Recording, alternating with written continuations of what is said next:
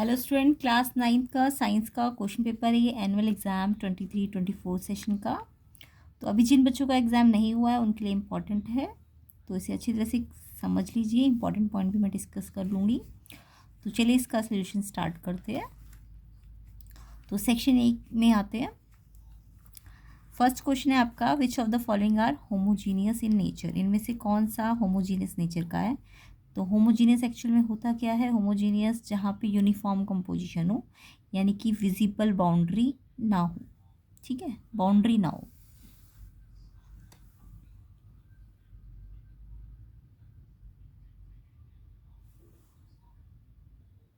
तो homogeneous mixture जो होता है वो सेम कंपोजिशन होता है थ्रू आउट द सैंपल, और इसमें कोई विजिबल बाउंड्री नहीं होती सेपरेशन की। जैसे सॉल्ट सोल्यूशन हो गया है ना, या फिर शुगर सोल्यूशन। तो होमोजीनियस में बाउंड्री विजिबल नहीं होती है ना। यूनिफॉर्म कंपोजिशन होता है, यानी कि आपको अलग अलग चीज़ें दिखाई नहीं देती। जैसे शुगर को पानी में डालते हो तो क्या शुगर और पानी अलग अलग दिखता है? नहीं, इकट्ठा ही दिखता है ना।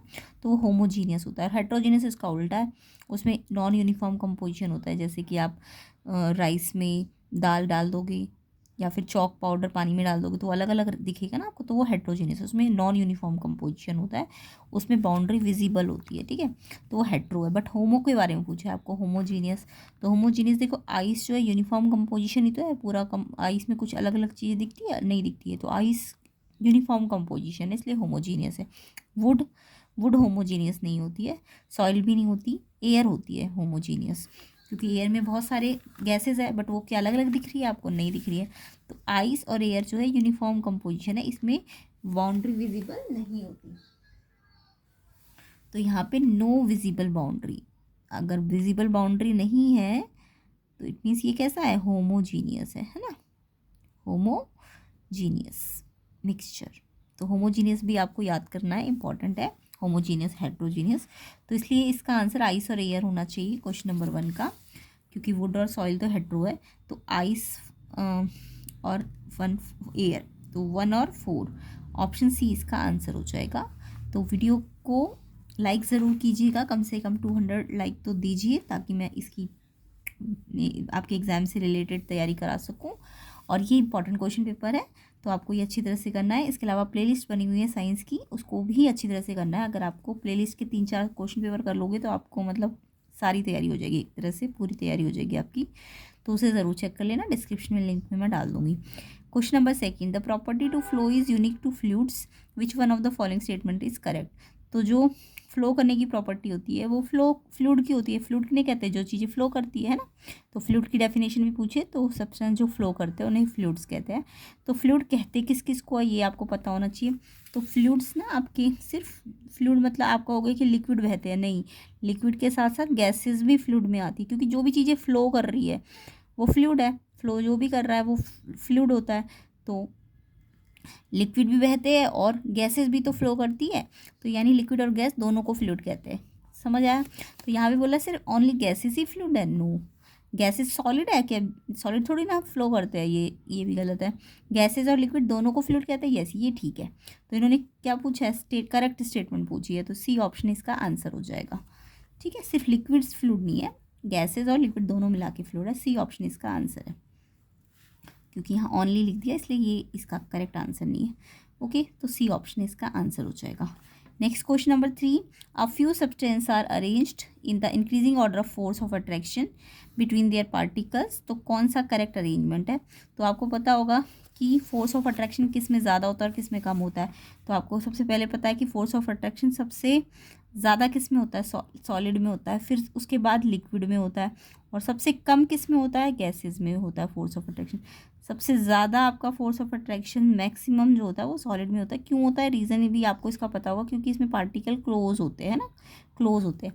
लिक्विड में उसके बाद थोड़ा कम होता है, और सबसे कम जो फोर्स ऑफ अट्रैक्शन होता है पार्टिकल्स का, सबसे मिनिमम जो फोर्स ऑफ अट्रैक्शन होता है वो गैसेस में होता है, क्योंकि इसके पार्टिकल्स बहुत फार अवे होते हैं। तो ये तो आपको डिफरेंस आता होगा सॉलिड लिक्विड गैस में। तो अब आपको फोर्स ऑफ अट्रैक्शन को कैसे लगाना है? इंक्रीजिंग ऑर्डर में। इंक्रीजिंग का मतलब फोर्स ऑफ अट्रैक्शन कम से ज़्यादा, कम से ज़्यादा, यानी कि मुझे ऐसे ऑर्डर पे जाना है, गैस से लिक्विड पे जाऊंगी और फिर सॉलिड पे जाऊंगी। तो सबसे पहले गैस आनी चाहिए, फिर लिक्विड आना चाहिए, फिर सॉलिड। तो यहाँ पे देखो वाटर तो लिक्विड आ गया पहले, तो ये तो गलत हो जाएगा। एयर गैस आ गई, ठीक है, गैस आ गई। लिक्विड, शुगर कोई लिक्विड है नहीं, पहले गैस आनी चाहिए थी फिर लिक्विड आना चाहिए था, गैस तो आ गई, तो मतलब नहीं, हाँ यहाँ गैस तो आ गई बट शुगर आ गया, तो यानी ये सॉलिड आ गया ना, गलत हो जाएगा। सॉल्ट, सॉल्ट क्या है, सॉल्ट आपका सॉलिड है, तो पहले सॉलिड थोड़ा ना आएगा, ये ऑर्डर जाना है ना, कम से ज़्यादा पे जाना है, इंक्रीजिंग ऑर्डर बोल रहा है, तो कम से ज़्यादा पे, तो force of attraction come gases का, फिर लिक्विड आना चाहिए, फिर सॉलिड, तो यहाँ पे पहले सॉलिड आ गया, ये भी गलत है, गैस आ गई फिर लिक्विड आ गया फिर सॉलिड, तो ये ऑर्डर सही है आपका, यानी कि जो डी ऑप्शन है आपका वो सही आंसर है। ठीक है, तो इंक्रीजिंग ऑर्डर में बोला है, तो सबसे कम फिर उससे ज़्यादा, फिर तो सबसे पहले गैस आनी है, फिर लिक्विड आना, फिर सॉलिड, तो इसका आंसर डी ऑप्शन हो जाएगा। किस किस को ये क्वेश्चन समझ आया कमेंट करके ज़रूर बताइएगा। Next question, atomic mass of chlorine, chlorine का एटॉमिक मास कितना होता है? तो देखो क्लोरीन के ना 2 आइसोटॉप्स होते हैं, आइसोटॉप का मतलब समझते हैं, क्लोरीन के एटॉमिक नंबर तो 17 ही है, वो तो फिक्स है, बट इसका मास नंबर, एक क्लोरीन 35 मास होता है और एक 37 मास होता है, तो 2 आइसोटॉप होते हैं इसके, जिसमें एटॉमिक नंबर सेम हो और मास नंबर डिफरेंट हो, उसको हम क्या कहते हैं, आइसोटॉप। तो आइसोटॉप्स क्लोरीन के 2 है। ठीक है, तो अगर मैं इनका एवरेज एटॉमिक मास निकालूँ ना, तो ये कितना आएगा, 35.5, एवरेज का मतलब 35 और 37 का एवरेज आपका इतना आ जाएगा। ठीक है, एबंडेंस के अकॉर्डिंग, तो 35.5 ए ऑप्शन इसका आंसर हो जाएगा, 35.5। नेक्स्ट क्वेश्चन देखते हैं, क्वेश्चन नंबर 5।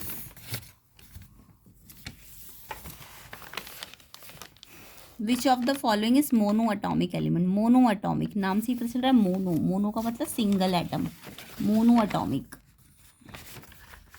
तो मोनो एटॉमिक किसे कहते हैं, जिसके पास सिंगल एटम हो, तो सिंगल का मतलब मोनो, और एटॉमिक मतलब एक ही एटम हो, जिस भी एलिमेंट के पास सिर्फ एक ही एटम हो उसको मोनो एटॉमिक कहते हैं। और डाई एटॉमिक मतलब जिसके पास दो एटम्स हो। ठीक है, ऐसी ट्राई एटॉमिक होगा तो 3 एटम होंगे, पॉली एटॉमिक होंगे तो मैनी एटम्स होंगे, है ना।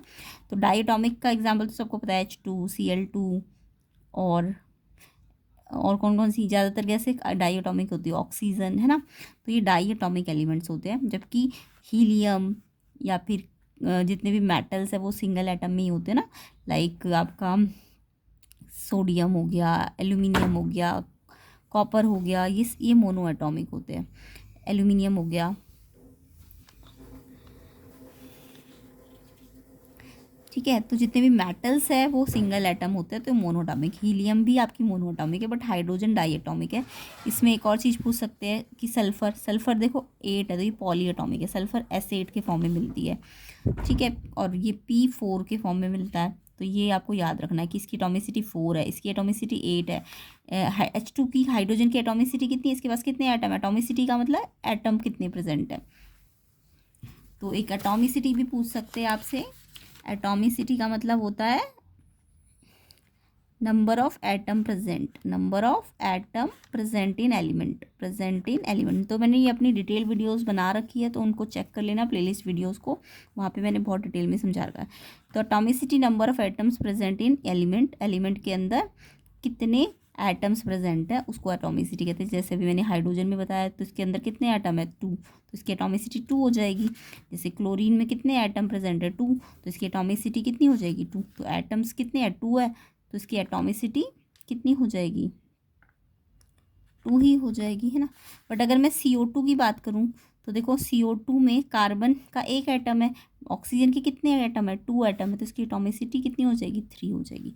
तो यहाँ पे सिर्फ एक एलिमेंट नहीं, कंपाउंड के लिए भी आप एटॉमिसिटी डिफाइन कर सकते हो, तो उसके अंदर नंबर ऑफ एटम प्रेजेंट देख लो कितने हैं, तो उससे उसकी एटॉमिसिटी निकल जाएगी। लाइक वाटर की बात करें तो हाइड्रोजन के 2 है और ऑक्सीजन का 1 है, तो इसकी एटॉमिसिटी भी 3 हो जाएगी।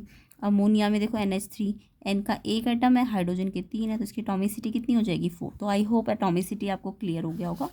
तो एटॉमिसिटी भी पूछ सकते हैं आपसे, बट यहाँ पे आपको सिंगल मोनो एटॉमिक पूछा था। तो इनमें से अगर मैं चारों ऑप्शंस को देखूँ, तो नाइट्रोजन का सिंबल क्या होता है, नाइट्रोजन आपका, नाइट्रोजन कभी भी N नहीं होता, नाइट्रोजन गैस होती है N2।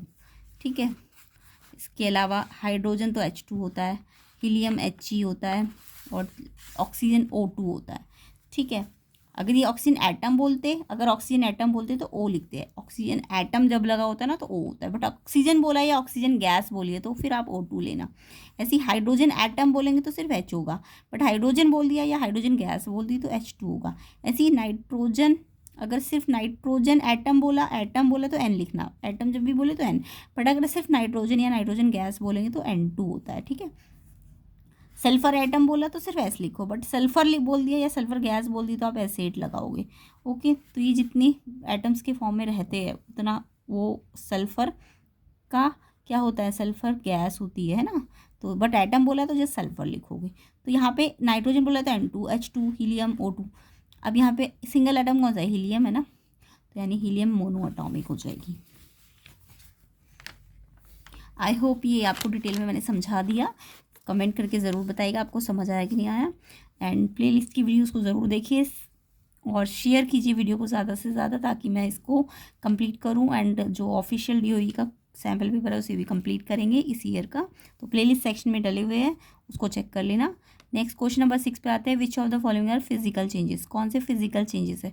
फिजिकल चेंज जो मतलब जो जिसमें न्यू प्रॉपर्टीज़ ना आए, ठीक है, प्रॉपर्टी चेंज ना हो, तो उसको फिजिकल चेंज कहते हैं। जैसे मेल्टिंग ऑफ आयरन मेटल, अगर आयरन मेटल मेल्ट हो जाती है तो वो आयरन ही रहेगा ना, तो मेल्टिंग करने से कोई चीज़ चेंज थोड़ा ना होती इसकी प्रॉपर्टी, तो यानी कि ये फिजिकल चेंज है मेल्टिंग, ठीक है। Bending of an iron rod को सिर्फ आपने बेंड किया है तो ये भी फिजिकल चेंज है, इससे भी उसकी प्रॉपर्टी चेंज नहीं होगी। तो प्रॉपर्टी अगर चेंज नहीं हो रही है तो वो फिजिकल चेंज है।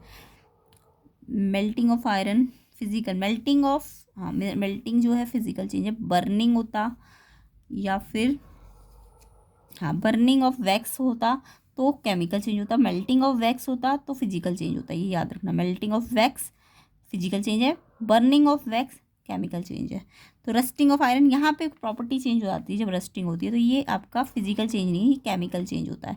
Drawing a wire of iron metal, जब मैं आयरन मेटल से वायर ड्रॉ करूँगी, खींचूंगी, तो उसमें वायर खींची है ना, तो प्रॉपर्टी थोड़ा ना चेंज हुई है, तो फोर्थ भी ये आपका फिजिकल चेंज है, तो ये भी फिजिकल चेंज है। मेल्टिंग भी फिजिकल चेंज है, बेंडिंग भी फिजिकल चेंज है। तो 1, 3 एंड 4 आंसर हो जाएगा इसका, 1, 3 एंड 4। ये सेकंड वाला ऑप्शन तो यहाँ से भी हट गया, यहाँ से भी हट गया। सेकंड यहाँ पे है ना तीनों जगह पे देखो, तो सेकंड वाले ऑप्शन तो हट ही गए हैं, यानी कि तो यही वाला ऑप्शन होना चाहिए। तो मेल्टिंग किसी भी चीज़ की हो रही है फिजिकल होता है, बेंडिंग हो रही है तो भी फिजिकल, खींच रहे हो कटिंग कर रहे हो तो भी फिजिकल, बट बर्निंग हो रही है रस्टिंग हो रही है तो फिजिकल नहीं होता, फिर केमिकल होता है, क्योंकि प्रॉपर्टी चेंज हो जाती है, न्यू सब्सटेंसेस फॉर्म्ड हो जाते हैं तो केमिकल, अगर न्यू सब्सटेंसेस नहीं चेंज हो रहे हैं तो physical. 7th question, which of the following does not match the characteristic of an isotope. Isotope देखो क्या होता है, अभी मैंने आपको बताया। आइसोटॉप मतलब अभी मैंने आपको क्लोरीन का एग्जांपल लेके समझाया था कि क्लोरीन में 17 एटॉमिक नंबर सेम है बट मास नंबर डिफरेंट है, एटॉमिक सिंबल में नीचे लिखते हैं और मास ऊपर लिखते हैं, ठीक है। तो यहाँ पे इसे आइसोटॉप कहते हैं। तो जैसे कार्बन का भी एग्जांपल ले लो, कार्बन का 6 एटॉमिक नंबर तो फिक्स रहेगा बट मास नंबर चेंज हो रहा है, 12, 14, ओके 13 भी होता है, तो इसके 3 आइसोटॉप होते हैं कार्बन के। तो यहाँ पे मोस्टली जो सबसे ज़्यादा पाया जाता है वो ये वाला है, ठीक है, एबंडेंट मतलब जो बहुत ज़्यादा मिलता है वो ये वाला है। तो यहाँ पे एटॉमिक नंबर सेम है बट मास नंबर डिफरेंट है, जिसके कारण आप न्यूट्रॉन जब निकालोगे, आपको पता है मास क्या होता है, प्रोटॉन प्लस न्यूट्रॉन, तो न्यूट्रॉन कैसे निकलेंगे, मास में से प्रोटॉन को माइनस करके। ये एटॉमिक नंबर को ही प्रोटॉन कहते हैं, यानी कि ये एटॉमिक नंबर 6 है तो प्रोटॉन भी 6 ही होगा, तो मास कितना है 12, तो 12 माइनस 6 आ जाएगा इसका। बट यहाँ से आप निकालोगे तो ये 8 आ जाएगा, तो न्यूट्रॉन डिफरेंट आ रहे हैं ना, न्यूट्रॉन क्या आ रहे हैं, डिफरेंट आ रहे हैं, डिफरेंट। तो मतलब आइसोटॉप में क्या होता है, न्यूट्रॉन भी डिफरेंट होते हैं बट एटॉमिक नंबर सेम है ना, तो केमिकल प्रॉपर्टी तो उसकी सेम ही रहती है, जिसके एटॉमिक नंबर चेंज नहीं हो रहे, प्रोटॉन चेंज नहीं हो रही, यानी केमिकल प्रॉपर्टी चेंज नहीं हो रही है। तो यहाँ पे बोला है कि जो ना मैच करे आइसोटॉप को, तो आइसोटॉप में मैंने अभी आपको क्या बताया कि इनकी केमिकल प्रॉपर्टी सेम होती है, यस ये तो ठीक है, ये तो मैच कर रहा है। नंबर ऑफ न्यूट्रॉन भी डिफरेंट होता है, अभी मैंने आपको समझाया नंबर ऑफ न्यूट्रॉन, देखो एक में 6 आ रहे, एक में 8 आ रहे, यानी ये भी ठीक है, आइसोटॉप के बारे में ये भी ठीक है। आइसोटॉप जो होते हैं रेडियो एक्टिव भी हो सकते हैं, यस ये भी ठीक है। Isotope are atom of different element, no element तो सेम है, कार्बन कार्बन है ना, तो एलिमेंट सेम होना चाहिए तभी तो उसका एटॉमिक नंबर सेम होगा। मास नंबर भले ही डिफरेंट हो रहा है बट अगर एटॉमिक नंबर सेम है यानी एलिमेंट सेम है, तो यानी डिफरेंट एलिमेंट नहीं हो सकता, तो यानी ये गलत है, ये आइसोटॉप के ऊपर नहीं है ये बात, तो हमें नॉट वाली तो ढूंढनी थी, तो ये इसका आंसर हो जाएगा, बी ऑप्शन इसका आंसर हो जाएगा। Next question number 8, conducting tissues present in vascular bundle are. तो यहाँ पे कंडक्टिंग टिश्यूज जाइलम और फ्लोएम होते हैं, ये आप बायो में थोड़ा सा पढ़ लेना कंडक्टिंग टिश्यूज के बारे में, तो ये जाइलम फ्लोएम है, B option. Plasmolysis is in a plant cell is defined as, plasmolysis का मतलब क्या है, प्लाज्मोसिस जो होता है वो श्रिंकेज होती है साइटोप्लाज्म की इन हाइपरटोनिक मीडियम। बी ऑप्शन है इसका आंसर। ये जो टिक लगे सारे सही नहीं है, ये बी ऑप्शन है इसका आंसर। ठीक है, नेक्स्ट क्वेश्चन देखेंगे। The outer membrane is absent in, outer membrane किस में एब्सेंट होती है? इसमें, राइबोसोम में आउटर मेम्ब्रेन नहीं होती है। ठीक है, तो ये ऑप्शन क्वेश्चन नंबर 10 का आंसर ए ऑप्शन होगा। बाकी एक पूछ सकते हैं आपको डबल मेम्ब्रेन कहाँ एब्सेंट होती है, तो वो लाइसोसोम में होती है। ठीक है, नेक्स्ट क्वेश्चन देखेंगे।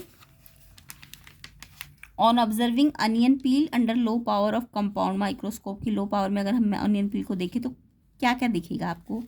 तो यहाँ पे आपको न्यूक्लियस दिखेगा, सेल मेम्ब्रेन भी दिखेगी, वैक्यूल भी दिखेगा। ठीक है, तो ऑप्शन ए है इसका आंसर 11 का।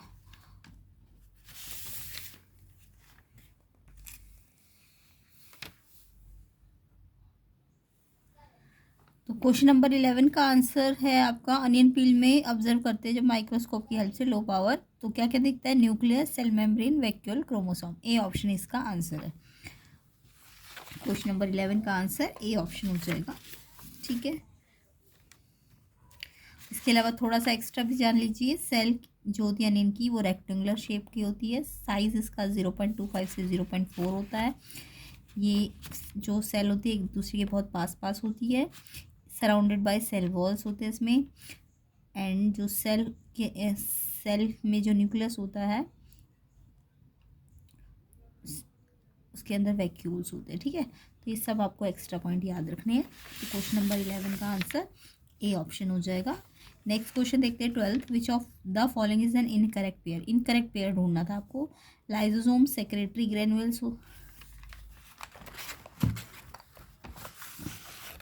या nucleus brain of the cell है, mitochondria power house of the cell है, क्लोरोप्लास्ट को किचन ऑफ द सेल कहते हैं। देखो chloroplast kitchen of the cell है, ये ठीक है। माइटोकॉन्ड्रिया को भी पावर हाउस कहते हैं। Nucleus brain of the cell होता है, ये भी ट्रू है। बस ये जो है लाइसोसोम्स, इसको हम सुसाइडल बैग्स के नाम से जानते हैं ना, तो ये सेक्रेटरी ग्रेन्यूल्स इसमें नहीं आएगा, तो ये इनकरेक्ट पेयर है। ए ऑप्शन इसका आंसर हो जाएगा इनकरेक्ट का। नेक्स्ट क्वेश्चन देखेंगे। नेक्स्ट क्वेश्चन है आपका 13। Slope of A velocity time graph gives. तो जो वेलोसिटी टाइम ग्राफ का स्लोप होता है उससे क्या मिलता है आपको? तो देखो वेलोसिटी टाइम ग्राफ मैंने आपको पहले भी सिखा रखे बनाने। वेलोसिटी टाइम ग्राफ का मतलब वी यहाँ हो जाएगा, टी यहाँ। अब ये वी बाई टी आपने पढ़ा होगा क्या होता है? वी बाई टी एक्सेलरेशन होता है, change in V by change in T. तो ये जो स्लोप मिलेगा V by T graph, V upon T करोगे तो स्लोप ही तो मिलेगा, तो एक्सेलरेशन होता है। ये जो स्लोप होता है वी और टी ग्राफ का वो एक्सेलरेशन होता है। ठीक है, ऐसे ही अगर एस टी ग्राफ का स्लोप होता है, एस टी ग्राफ का, तो एस बाई टी क्या होता है आपका? एस बाई टी स्लोप मतलब परपेंडिकुलर अपॉन बेस, तो एस बाई टी आपका क्या होता है? वो आपका वेलोसिटी होता है। तो एस टी ग्राफ का जो स्लोप होता है वो वी होता है, बट जो वी टी ग्राफ का स्लोप होता है वो एक्सेलरेशन होता है। अब इसमें भी आप याद रखना, वी टी ग्राफ में अगर वी की लाइन से ऐसे कांस्टेंट जा रहा है तो यहाँ यूनिफॉर्म वेलोसिटी होती है। कैसी वेलोसिटी होती है? यूनिफॉर्म। तो एक्सेलरेशन जीरो हो जाता है जब भी यूनिफॉर्म वेलोसिटी होगी, यानी वेलोसिटी चेंज नहीं हो रही, तो एक्सेलरेशन जीरो हो जाएगा। ठीक है, तो स्लोप जीरो हो जाएगा यहाँ पे। बट यहाँ पे एस टी ग्राफ में अगर ऐसे स्ट्रेट लाइन आ गई तो यहाँ पे एस जीरो नहीं है, एस तो कांस्टेंट है। एस क्या है? कांस्टेंट, डिस्प्लेसमेंट कांस्टेंट होता है, तो वेलोसिटी जीरो हो जाती है। डिस्प्लेसमेंट कांस्टेंट है क्योंकि इसका जो स्लोप है वो वी है ना, तो यहाँ पे एस कांस्टेंट है अगर, तो वी जीरो हो जाएगा, और वी जीरो हो जाएगा तो ऑब्वियसली ए भी जीरो ही हो जाएगा, है ना। तो यहाँ पे कुछ ग्राफ से ही आपको समझने हैं।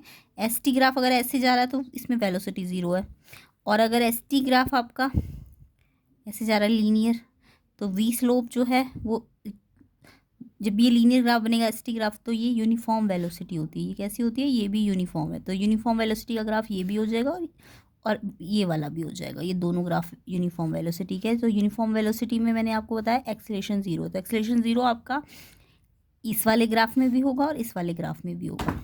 ठीक है, बट यहाँ नहीं होगा क्योंकि यहाँ एक्सेलरेशन तो बढ़ रहा है ना, यूनिफॉर्म एक्सेलरेशन है ये तो अगर यूनिफॉर्म वेलोसिटी हो तो आपको समझना आना एक्सेलरेशन जीरो है। तो यूनिफॉर्म वेलोसिटी ग्राफ किस में बनता है? एस टी ग्राफ में होगा तो ऐसे बनेगा, और वी टी ग्राफ में होगा तो ये यूनिफॉर्म वेलोसिटी ऐसे स्ट्रेट लाइन बनती है, वी की तरफ से कांस्टेंट हो जाता है। तो ये सारे ग्राफ्स आपको आने चाहिए। तो यहाँ पे हमें बोला था वीटी ग्राफ का स्लोप वो एक्सीलरेशन होगा, तो बी ऑप्शन है इसका आंसर क्वेश्चन नंबर 13 का। नेक्स्ट क्वेश्चन देखते हैं। In which of the following cases the distance moved and the magnitude of displacement are equal. तो डिस्टेंस और डिस्प्लेसमेंट कहाँ पे इक्वल होते हैं। तो देखो डिस्टेंस जो होता है वो एक्चुअल लेंथ होती है। डिस्टेंस क्या होता है, अगर डिस्टेंस और डिस्प्लेसमेंट में डिफरेंस आ जाए तो डिस्टेंस क्या होता है, आपकी एक्चुअल लेंथ होती है जो हम एक्चुअल चलते हैं। ठीक है, हमने एक्चुअल कितना चला, एक्चुअल लेंथ कवर्ड जो होती है उसको हम क्या कहते हैं, डिस्टेंस कहते हैं। बट जो आपका डिस्प्लेसमेंट होता है ना, वो आपका एक्चुअल लेंथ नहीं होता, वो distance between initial path, distance between initial path to final path. जो फाइनल से इनिशियल पाथ का डिस्टेंस होगा सिर्फ उसको ही लेंगे। लाइक मैं अगर मान लो डिस्टेंस बोलूँ तो अगर मैं ए से बी जा रही हूँ और फिर बी से सी जा रही हूँ तो डिस्टेंस तो मेरा A B plus B C करके आएगा, क्योंकि मैंने एक्चुअल पाथ कितना कवर किया है, ए बी और बी सी कवर किया है, तो ये डिस्टेंस है। बट अगर मैं डिस्प्लेसमेंट की बात करूँ तो यहाँ पे मैं ए से चली बी पे आई और फिर बी से सी पे आई, तो मैं A B plus B C नहीं करूँगी। डिस्प्लेसमेंट इनिशियल पॉइंट ये था, फाइनल ये है ना, तो आप ये जो ए सी डिस्टेंस है ये आपका डिस्प्लेसमेंट होगा, ए सी डिस्टेंस। और इसमें हम ऐसे वेक्टर का साइन लगाएंगे। तो डिस्प्लेसमेंट एक वेक्टर क्वांटिटी होती है। वेक्टर के पास आपका मैग्नीट्यूड और डायरेक्शन दोनों होती है, मैग्नीट्यूड भी होता है और डायरेक्शन भी होती है, यानी कि डिस्प्लेसमेंट वेक्टर क्वांटिटी है, उसके पास मैग्नीट्यूड भी है और डायरेक्शन भी है। जब दोनों चीज़ होती है तो वेक्टर होता है।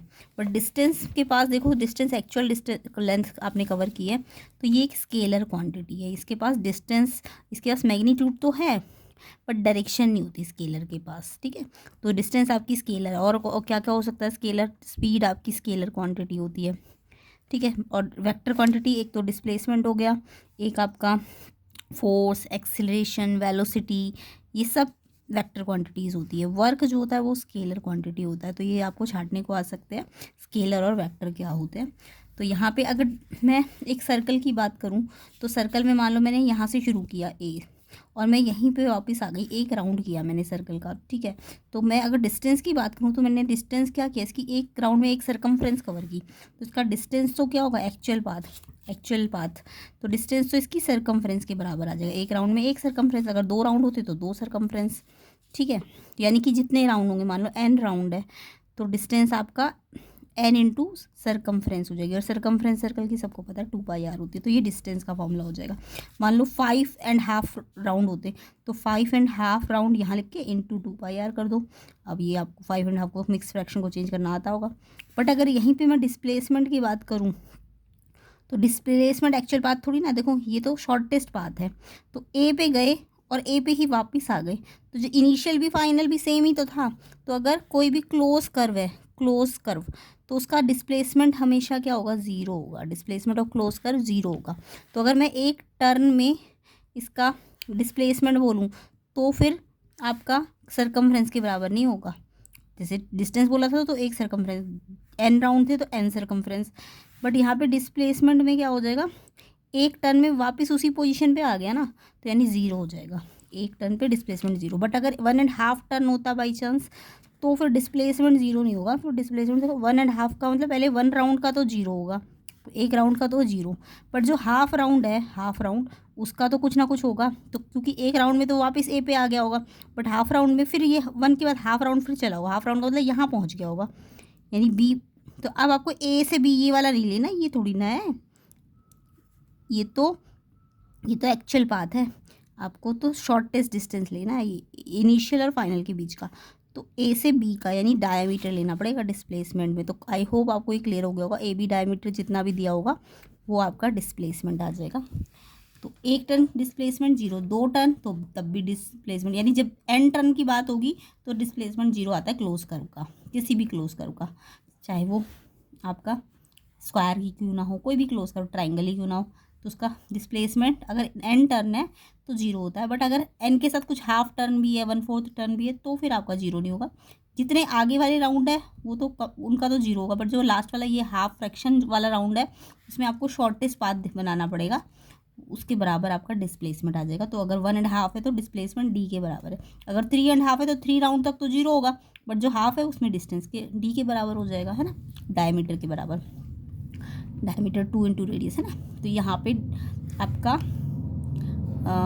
अगर डिस्टेंस होता है तो 1.5 को सीधा 2πr से मल्टीप्लाई करना, बट डिस्प्लेसमेंट है तो 1 पे 0, हाफ पे डायमीटर के बराबर। तो ये आई होप आपको डिस्टेंस डिस्प्लेसमेंट निकालना आ गया होगा, ऐसे क्वेश्चन भी आते हैं पेपर में।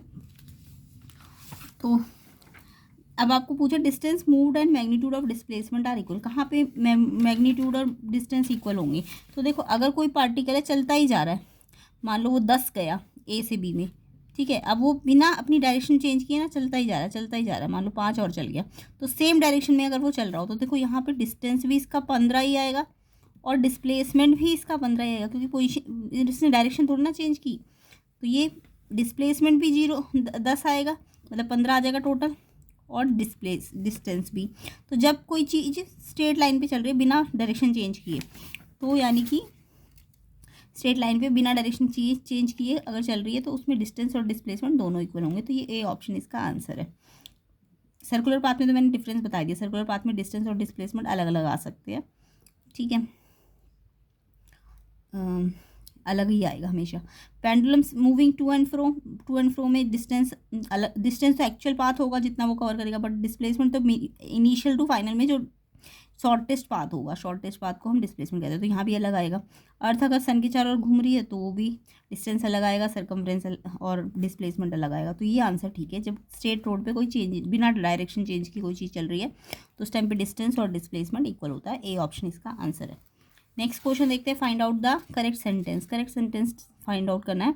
हाइब्रिडाइजेशन का मतलब crossing between genetically dissimilar plant, यही इसकी डेफिनेशन होती है। हाइब्रिडाइजेशन क्या होता है, जब दो डिसिमिलर प्लांट को जेनेटिकली जो डिसिमिलर प्लांट होता है उनकी क्रॉसिंग करते हैं तो हाइब्रिडाइजेशन होता है। तो ठीक है। Introducing jeans of desired characteristic into A plant give genetically modified group. इससे होता क्या हाइब्रिडाइजेशन से, कि नए जीन्स बनते हैं जो हमें जिन चीज़ जो हमें डालना होता है उसमें करेक्टर वो आ जाते हैं उसमें, और उसे हम मॉडिफाइड क्रॉप में चेंज कर सकते हैं। यस, हाइब्रिडाइजेशन का मतलब यही है और इसको हम इसलिए यूज़ करते हैं। तो 1 और 2 दोनों ठीक है। तो ए ऑप्शन है इसका आंसर। खरीफ क्रॉप रेनी सीजन में उगती है, पता है हमें, और जो हमारी रबी क्रॉप्स होती है वो विंटर सीजन में उगती है, ठीक है। तो जैसे राइस हो गया है ना, ये आपका खरीफ सीजन है, खरीफ क्रॉप्स होती है। तो खरीफ क्रॉप का सीज़न क्या है, रेनी सीजन कब से कब तक होता है, जून से दिसंबर थोड़ा ना होता है, वो तो विंटर आ जाती है। मई से सितंबर, मई में भी रेन नहीं होती है, जून के बाद रेन स्टार्ट होती है। तो जून से लेके विंटर से पहले पहले, मई तो नहीं आएगा यहाँ पे, जून टू अक्टूबर, ठीक है। तो जून टू अक्टूबर आपका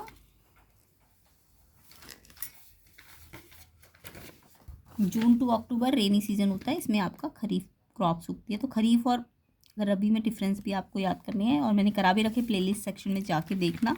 इंपॉर्टेंट क्वेश्चन पेपर्स हैं, उनके नोट्स बनाइए, याद कीजिए उन्हें, सिर्फ देखिए मत।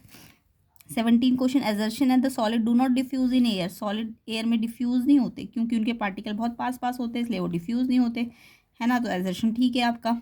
Reason the particle are loosely packed in the solid. Solid में लूजली पैक्ड होते हैं, लूजली मतलब बहुत दूर दूर होते हैं, नहीं, क्लोजली पैक्ड होते हैं, तो ये गलत है। तो एजर्शन तो ठीक है कि वो क्यों नहीं डिफ्यूज़ हो रहे, क्योंकि उनके पार्टिकल, उनमें स्ट्रॉन्ग फोर्स ऑफ अट्रैक्शन है, पार्टिकल बहुत क्लोजली पैक्ड है। तो अगर ये क्लोजली पैक्ड बोलते तो एजर्शन भी ठीक होता है, रीज़न भी ठीक होता है, और ऑप्शन एक्सप्लेनेशन भी ठीक होता, तब आंसर ए होता। बट अभी लूजली बोल दिया तो आपका रीज़न गलत हो जाएगा ना, लूजली बोला है ना, क्लोजली थोड़ा ना बोला, लूजली का ना बहुत दूर दूर होता है, क्लोजली बोलते तो ठीक होता। तो रीज़न गलत है, एजर्शन सही है, रीज़न सही गलत है, तो इसलिए ऑप्शन सी है इसका आंसर। अगर ये रीज़न बाई चांस ठीक हो जाता, क्लोजली बोल देते, तब आपका रीज़न भी ठीक होता, एजर्शन भी ठीक होता, तब आंसर ए होता। बट अभी यहाँ पे इन्होंने लूजली बोला है, यानी दूर दूर होते हैं। तो सॉलिड में तो पास पास होते हैं, तो पास होते हैं, इसलिए ये डिफ्यूज़ नहीं करते हैं। Cork is a protective tissue present in plant. Yes, protective tissue होती है कॉर्क, जो बार्क होती है, आउटर बार्क, उसको कॉर्क कहते हैं। तो ये प्रोटेक्शन का काम करती है ना प्लांट के लिए। तो next reason, it adds in protection against water loss. ये वाटर लॉस से प्रोटेक्शन करती है, मैकेनिकल इंजरी अगर प्लांट को हो जाए उससे प्रोटेक्शन देती है, माइक्रोबियल इन्फेक्शन से इसको प्रोटेक्ट करती है। तो यानी ये इसका काम है कॉर्क का। तो बिल्कुल ठीक है, कॉर्क प्रोटेक्टिव टिश्यू है। क्यों है, क्योंकि ये सबसे प्रोटेक्शन कर रही है। तो रीज़न भी ठीक है, एक्सप्लेनेशन भी ठीक है, इसलिए ऑप्शन ए इसका आंसर हो जाएगा। क्वेश्चन नंबर 18 का। 19 देख लेते हैं। एजर्शन है when a striker hit the bottom of the pile of coins. आपने कैरम खेला होगा तो स्ट्राइकर्स को जब मैं देखो जब हम क्या करते हैं, सारे जो उसके कॉइन्स होते हैं उसको एक के ऊपर एक रखते हैं ना, और फिर मैं जब स्ट्राइकर को मारती हूँ तो सिर्फ नीचे वाला कॉइन ही क्या करता है, वो बाहर निकलता है, बाकी बिना को अदर्स को डिस्टर्ब किए। तो यही तो होता है कि जब भी स्ट्राइकर को हिट करते हैं bottom of pile of coin से, बॉटम से, तो बॉटम वाला ही बाहर निकलता है बिना ऊपर वालों को डिस्टर्ब किए। तो यस, एजर्शन बिल्कुल ठीक है। क्यों? क्योंकि जो बॉटम वाला पे मैंने स्ट्राइक किया तो बॉटम वाला ही बाहर निकलेगा, क्योंकि ऊपर वाले जो होते हैं, अपर वाले जो होते हैं, वो इनर्शिया है, उनमें इनर्शिया की प्रॉपर्टी है कि वो ऊपर रेस्ट पे थे तो अभी भी वो रेस्ट पे ही रहना चाहते हैं। बट वो बॉटम वाले को मैंने स्ट्राइक किया तो बॉटम वाला को मूव करना पड़ा, बट अपर वाले कैसा रहना चाहते हैं, रेस्ट में रहना चाहते हैं। तो इनर्शिया जो कि लॉ, फर्स्ट लॉ होता है ना, इनर्शिया। तो एजर्शन बिल्कुल ठीक है। रीज़न देख लेते हैं। For every action there must be an equal and opposite reaction. Every action का इक्वल एंड अपोजिट रिएक्शन है, ये आपका न्यूटन का थर्ड लॉ होता है। यस, ये भी ठीक है, थर्ड लॉ है ये। लेकिन ये स्टेटमेंट वाइज तो करेक्ट है, बट ये इसको एक्सप्लेन नहीं कर रहा। इसको एक्सप्लेन करने के लिए अगर ये फर्स्ट लॉ की स्टेटमेंट लिखते हैं इनर्शिया वाली, तब तो ये रीज़न एक्सप्लेन कर रहा होता, अदरवाइज एक्सप्लेन नहीं कर रहा, इसलिए ऑप्शन बी है इसका आंसर। नेक्स्ट क्वेश्चन नंबर 20 देख लेते हैं।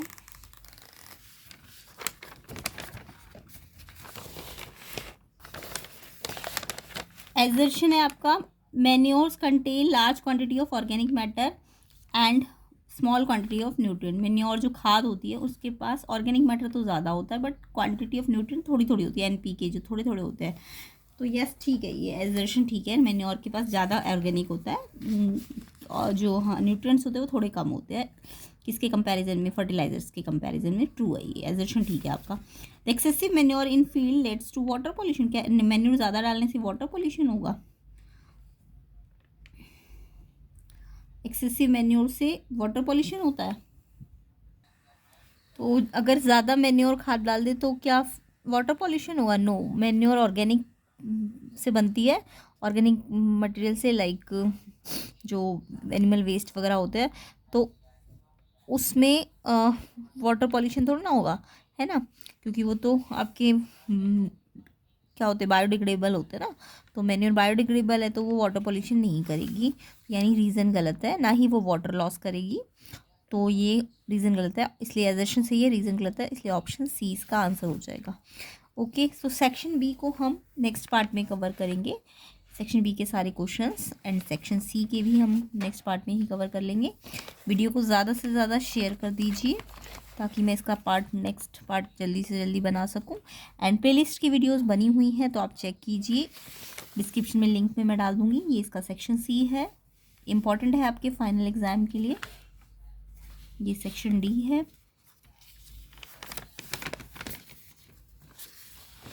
उसके बाद ये आपका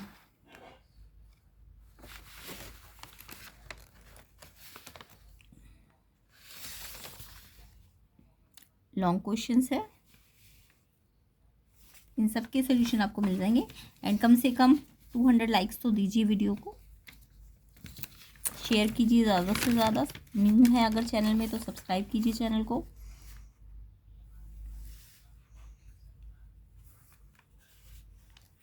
तो इन सब के आंसर्स आपको नेक्स्ट पार्ट में मिल जाएंगे। और ज़्यादा से ज़्यादा देखिए, थोड़ा सा देखते आप, पूरी वीडियो नहीं देखते तो उसको पूरा देखिए ताकि सारे पॉइंट्स आपको समझ आए। ठीक है, पूरी वीडियो को कोशिश कीजिए पूरा देखिए, चाहे थोड़ी सी स्पीड में देख लीजिए, बट पूरी देखा कीजिए वीडियो को। एंड नोट्स बनाइए साथ साथ, सिर्फ देखना नहीं है, नोट्स भी बनाने हैं साथ साथ। एंड एग्ज़ाम की प्रिपरेशन कीजिए। प्लेलिस्ट सेक्शन की वीडियो साइंस की बनी हुई है, उसको चेक कीजिए, उसे अच्छी तरह से रिवाइज़ कीजिए। प्लेलिस्ट को ज़रूर चेक कर लेना, इंपॉर्टेंट क्वेश्चंस है। अगर वो प्लेलिस्ट के क्वेश्चन पेपर कर लोगे आप, 3 से 4 क्वेश्चन पेपर है, तो आपका फाइनल एग्ज़ाम बहुत अच्छा जाएगा। तो आई होप आप करेंगे सब। तो वीडियो को शेयर कीजिए ज़्यादा से ज़्यादा।